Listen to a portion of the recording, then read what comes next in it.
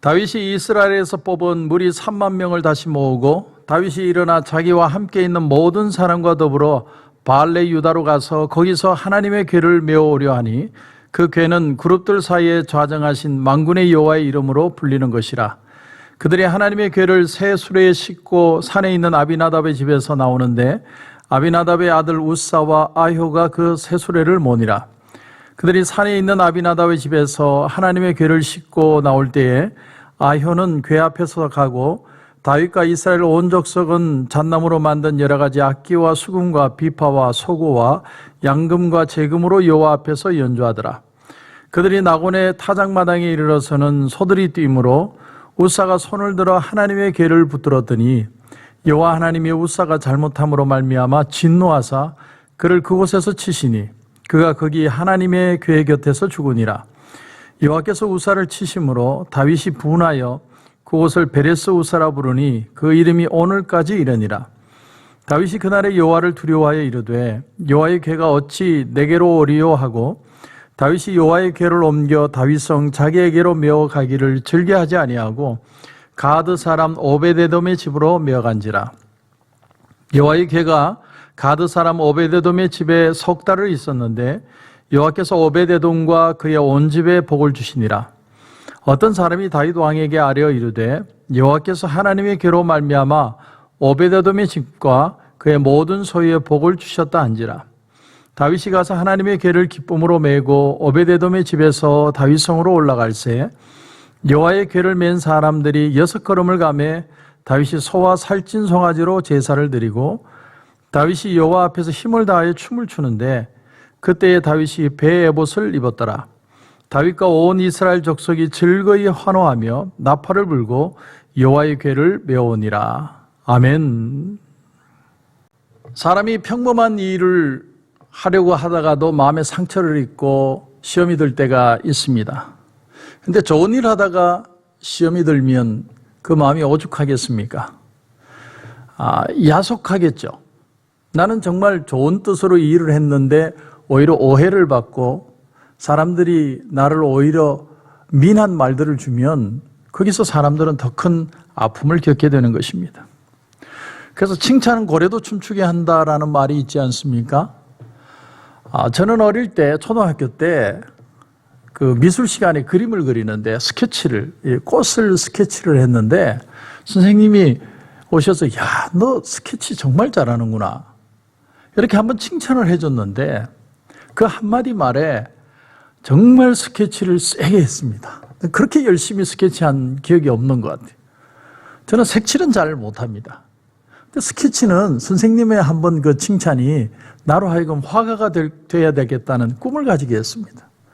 그래서 지금도 언젠가는 내가 화가가 되고 싶다라는 꿈을 가지고 있습니다. 그러니까 한 번의 그 칭찬이 얼마나 큰 영향을 미치는지를 발견할 수 있는 것이죠.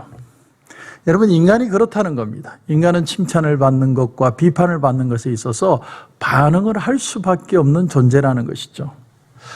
요즘 사람들이 인터넷을 좋아하는 이유가 뭡니까? 인터넷 속에서는 평소에는 샤이하고 말하지 못하던 사람들이 인터넷 속에서는 마음껏 말할 수 있고 본인의 뜻을 표현할 수 있고 요즘은 직접 자기 모습을 드러내지도 않고 아바타를 만들어서 그것을 통해 자기의 뜻을 마음껏 표출하는 사람들이 있습니다. 그런데 그렇게 자기 뜻을 표현했을 때 사람들이 열광해주고 위로하고 격려하고 물론 댓글을 아주 기분 나쁘게 힘들게 만드는 댓글도 많이 있지만 그렇게 격려하고 위로하는 말을 들으면서 엄청난 용기를 얻는 것이죠. 사람들이 인터넷 속에서 그렇게 무언가를 표현하려고 하는 이유는 바로 그 이유 때문이라고 저는 생각을 합니다. 그런데 성경에 등장하는 인물들을 가만히 보면 그 사람들은 넘어지지 않은 사람이 아니라 넘어졌을 때 하나님을 믿고 다시 일어섰던 사람들이죠. 베드로가 3번이나 예수님을 부인했을 때 그는 실패자였습니다. 아무 자격 없는 사람이죠. 저주까지 했으니까 예수님을. 하지만 주님의 사랑을 믿고 다시 일어났을 때 위대한 사도로 쓰임을 받게 된 것이죠. 여러분, 사도 바울도 마찬가지입니다. 처음에 다메섹 도상에서 예수님을 해보다도 더 밝은 빛 가운데 만났을 때 그는 정말 복음의 사명감을 가지고 불타오르는 마음으로 주의 복음의 증거자가 되었습니다. 자기가 예루살렘 성에서 그렇게 열심히 복음을 전하면 모든 사람들이 다 주님을 믿는 역사가 일어날 줄 알았습니다. 그런데 오히려 예수 믿는 사람들은 바울을 불신하고 예수를 믿지 않는 사람들은 바울을 미워하고 죽이려고 합니다. 결국 어떻게 됩니까? 사도 바울은 그 두 가지 다 공격을 받다가 견디지 못해 자기 고향으로 떠나갑니다. 자기가 살고 있는 다소라는 마을로 가서 성경에는 몇 년을 머물렀다는 말이 없는데 그는 실망한 마음으로 그곳에서 혼자 초야에 묻혀 사는 것이죠. 약 3년의 세월을 그렇게 살았다고 하는데 그 3년은 어쩌면 철저하게 사도 바울이 자신을 부정해야만 했던 그런 시기 아니었을지도 모릅니다. 얼마나 많이 자신에게 질문해 봤을까요? 내가 분명히 예수님께 부름을 받았는데, 주님을 내가 체험했는데, 주님의 복음을 증거하는데 왜 사람들은 거부하는 것인가? 실망을 넘어서서 마음에 깊은 상처를 받았을 것이고 주님의 부르심조차도 마음의 의심과 같은 그런 불안함들이 찾아왔을 것이라고 생각합니다. 그런데 이후에 예루살렘 성에 핍박이 와서 믿는 자들이 다 뿔뿔이 흩어져 도망을 가다가 안디옥까지 가서 이방인 교회가 세워졌을 때 바나바는 초에 묻혀 살던 바울을 찾아가서 그를 안디옥 교회로 불러오고 성령이 그들에게 이방인의 사도로 바울과 바나바를 세우시는 것을 말씀하시고 그는 이방인의 사도로 쓰임을 받게 되죠. 그러니까 비록 내가 버림받은 것 같았지만 그는 주님을 포기할 수 없었고 성령께서는 그를 불러서 이방인의 사도로 위대하게 사용을 하신 겁니다. 오늘 본문에도 보면 다윗이 여호와의 언약궤, 우리가 얼마나 잘 아는 얘기입니까? 하나님의 법궤를 예루살렘 성에 드리고 싶다. 이건 사울은 꿈도 못 꿀 일입니다. 다윗이니까 이런 꿈을 꾸는 거죠. 얼마나 좋은 꿈입니까? 선하고 기쁘고 하나님이 기뻐하실 일이었습니다. 그런데 많은 사람들이 하나님의 뜻을 이루려 하고 다윗도 그런 선한 소원을 가졌는데 내가 선하다고 한 일이 하나님이 보시기에 꼭 선한 일은 아니더라 하는 것입니다. 그러니까 우리가 하나님 앞에서 늘 깨닫는 것은 하나님의 뜻을 구하지 않고 하나님이 이렇게 하면 내 선한 마음으로 하는 걸 알아주시지 않겠느냐 무모하게 도전하다가 결국은 브레이크가 걸리고 브레이크 때문에 오히려 하나님을 실망할 때가 더 많이 일어난다는 겁니다. 여러분, 하나님이 브레이크를 걸면, 내 삶에 브레이크를 걸면 그것 때문에 낙심하고 하나님을 떠나는 사람이 있고 오히려 그 브레이크 때문에 다시 성숙하는 사람들이 있습니다. 시험을 당하면 이 브레이크에 걸려 넘어지는 사람은 실족해서 정말 하나님 앞에 뭔가를 하기를 포기하는가 하면 오히려 온유한 사람은 거기서 내 실수를 바로잡고 다시 시작해야겠다는 마음을 가지게 됩니다. 자, 그래서 두 종류의 사람이 있는 겁니다. 이 시점에서 실족하는 사람, 시험에 드는 사람이 있고 그런 사람은 자기 자존심이 강하든지 온유하지 못하든지 자기 자신을 너무 높게 가치평가하다가 실족하게 되는 것이죠. 그러나 내가 어디서 넘어졌던 어떤 방법으로 내가 쓰러져 있던 거기서 나의 나된 모습을 다시 한번 깨닫고 직시하고 일어설 수 있는 사람, 그 사람이 바로 온유한 사람이라고 표현할 수 있는 것이죠. 다윗이 바로 이 후자에 속합니다. 그래서 이 언약궤를 원래는 하나님이 궁궐이 6개를 달고 그게 봉을 끼워서 제사장들이 메고 가라고 분명히 말씀을 했는데 다윗이 그것을 모르는 거죠. 오늘 본문이 사무엘 하뿐만 아니라 역대상에도 똑같은 사건이 기록되어 있는데 거기 보면 다윗이 고민하는 부분이 나오고 다윗이 우리가 뭘 잘못했느냐 깊이 고민하다가 제사장이 어깨에 메어서 간다는 사실을 알게 되었고 그리고 역대하에서는 그 방법을 찾아서 이제는 행동하는 장면이 나오게 되는 것입니다. 근데 처음에는 그걸 모르고 소가 끄는 새수레, 얼마나 새수레 좋은 겁니까? 하지만 인간의 눈에 보기에 화려하고 좋은 것이 하나님 앞에 결코 좋기만 한 것은 아니라는 겁니다.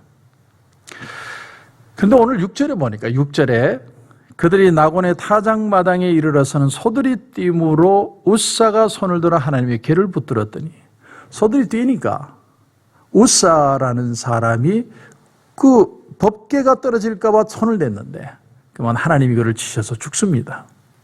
여러분, 법궤에 손을 댄다는 건 다른 말로 하면 하나님의 영광에 인간이 손을 댄다는 거예요.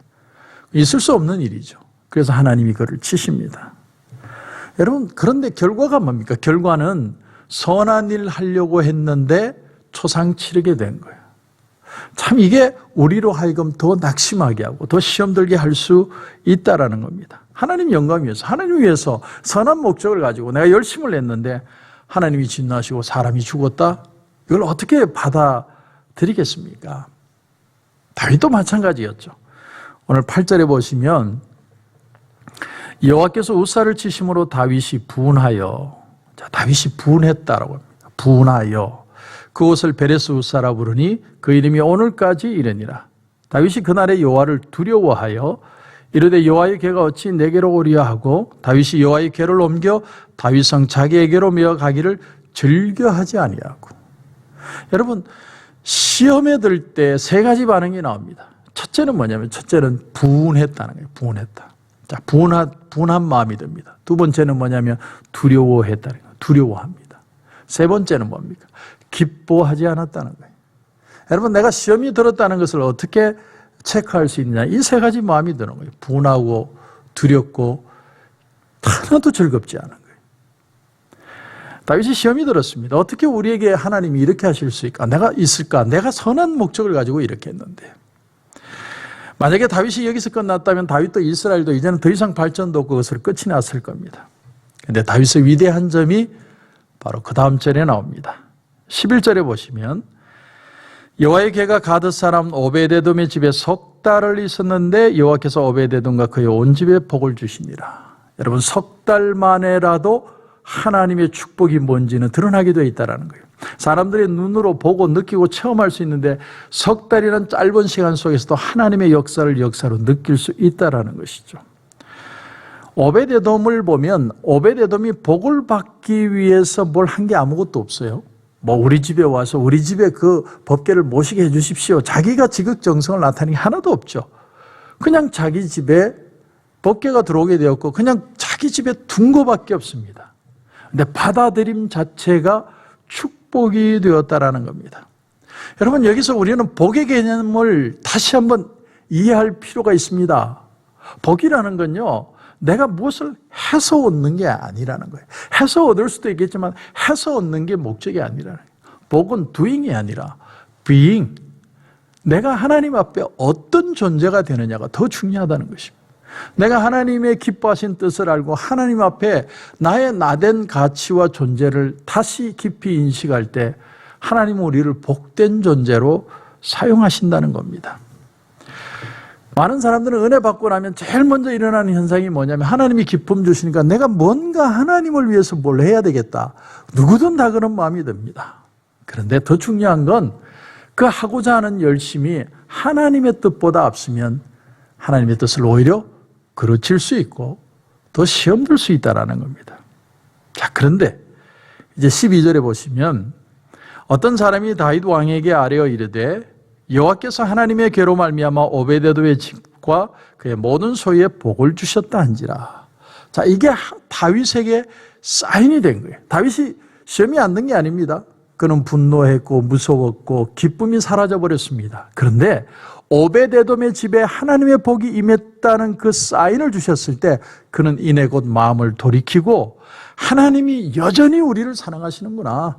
하나님이 여전히 우리를 선을 베풀어 주시는구나. 그렇다면 하나님의 방법으로 다시 일어서야 되겠다. 그는 용기를 얻었다는 거예요. 3개월 전에는 실패하고 낙심한 사람이에요. 근데 다윗의 위대한 점은 뭐냐면 실패에 머물지 않는 겁니다. 그는 오히려 하나님이 자에게 주시는 가장 귀한 부분들, 은혜의 부분을 기억해낸 것입니다. 그래서 다윗이 그의 모든 소유에 복을 주셨다 한지라. 다윗이 가서 하나님의 궤를 기쁨으로 메고 오베데돔의 집에서 다윗성으로 올라갈세. 두 번째로 시도를 한 거죠. 첫 번째는 실패를 했습니다. 그런데 두 번째로 시도를 하는 겁니다. 많은 사람들이 이걸 못해요. 넘어지면 일어나질 못해요. 누가 대신 일으켜 주는 게 아니에요. 우리가 일어서는 유일한 방법은 하나님의 은혜를 다시 깨닫는 거예요. 하나님의 은혜 앞으로 다시 가는 겁니다. 하나님의 은혜를 다시 기대하는 거예요. 하나님의 축복을 다시 바라보는 겁니다. 그리고 다시 일어설 때 하나님은 우리를 더 귀하게 사용해 주신다는 겁니다. 14절에 보면 다윗이 여호와 앞에서 힘을 다하여 춤을 추는데 그때 다윗이 베옷을 입었더라. 왜 춤을 춥니까? 너무 기뻐서 그런 거죠. 두렵고 화나고 즐거움이 사라졌는데 하나님이 은혜를 주시니까 마음에 기쁨이 넘칩니다. 사랑하는 성도 여러분, 우리는 우리가 우리 스스로 기쁨을 찾아 나설 때가 많죠. 춤도 춰보고 노래도 불러보고 술도 마셔보고 심지어 어떤 사람은 약까지 먹어가면서 기쁨을 한번 찾아보려고 애를 씁니다. 근데 아무리 애를 써도 그 시간이 지나고 나면 허무함과 절망과 아픔만 남습니다. 그런데 하나님을 섬겨서 하나님이 우리에게 은혜를 주시면 다윗처럼 정말 기뻐 뛰며 찬양할 수밖에 없는 그런 기쁨이 내게 임한다는 것입니다. 여러분, 이게 하나님의 사람이에요. 실패하지 않는다는 얘기가 아닙니다. 넘어지지 않는다는 얘기가 아닙니다. 넘어지지만 다시 은혜를 사모하는 마음으로, 내가 두잉을 하는 게 아니라 하나님 앞에 비잉, 하나님을 섬기는 존재로 다시 서서 하나님의 은혜로 회복되고 기쁨으로 회복되어서 더 큰 축복과 성장으로 이어지는 그 사람이 바로 하나님의 사람입니다. 그런 은혜가 오늘 하루도 저와 여러분 가운데 넘치시길 주님의 이름으로 축원합니다. 기도드리겠습니다. 하나님 은혜를 감사합니다. 오늘 이 새벽에는 다윗이 법궤를 예루살렘으로 옮기다가 실패한 장면을 생각합니다.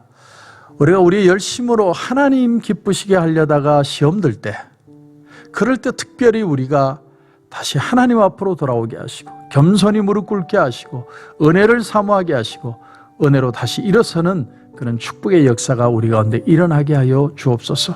오늘 하루를 살면서도 어떤 일을 만나도 하나님 우리의 마음의 기쁨을 거두어가지 마시고 성령을 거두어가지 마시고 성령 안에서 기뻐하며 승리하는 하루가 되게 하여 주시옵소서. 오늘 기도하는 가운데도 큰 은혜 주실 줄 믿고 예수님의 이름으로 기도드립니다. 아멘.